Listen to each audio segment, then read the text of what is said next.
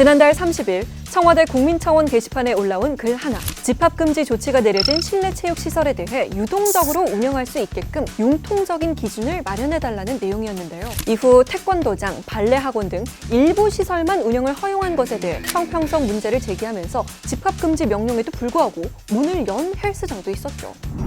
이용자도 과태료 10만 원이 있습니다. 그 부분은 우리가 책임져 주겠다 이렇게 말씀을 드렸고, 실내 체육 업종에 대한 엄격한 잣대만 들이밀 게 아니라 실제로 영업을 하면서 신자 수를 같이 잡아갈 수 있는 정세균 국무총리는 형평성 논란을 인지하고 있고 현장에서 받아들여지지 못한다면 보완해야 할 것이라면서 방역당국의 보완 방안 마련을 지시했는데요. 바로 어제 실내 체육시설의 운영을 오늘부터 조건부 허용한다고 발표했습니다. 헬스장 등 모든 실내 체육시설에 대해 방역수칙을 준수한다는 전제 하에 동시간대 사용 인원을 9명으로 제한하는 조건으로 운영을 허용한다는 내용입니다. 다만 이 이용 대상을 아동, 학생으로 제한하고 교습 목적의 운영만 가능하다고 해요. 그런데 헬스장 같은 실내 체육시설의 주 이용자, 성인이잖아요.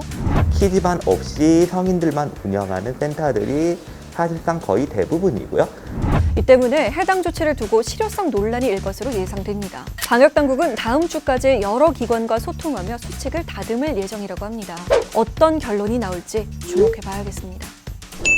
지난달 18일 광주의 한 금은방, 모자와 복면으로 얼굴을 가린 남성이 진열대 유리를 낀 뒤 귀금속을 쓸어 담습니다. 달아나는 데까지 걸린 1분 동안 금반지를 포함해 2,500만 원 상당의 귀금속을 훔쳤어요. 광역수사대까지 나서서 범행 20일 만에 범인을 붙잡았는데요. 범인은 광주 서부경찰서의 한 파출소에서 근무하는 현직 경찰관 임모경이었습니다. 21년 경력의 베테랑 경찰의 범행, 대범하고 치밀했는데요. 자신의 관할 지역이 아닌 곳에서 자신의 차를 이용해 범행을 저질렀고요. 수사망을 피하기 위해 차량 번호판을 가리고 CCTV 감시망이 느슨한 곳으로만 도주했습니다.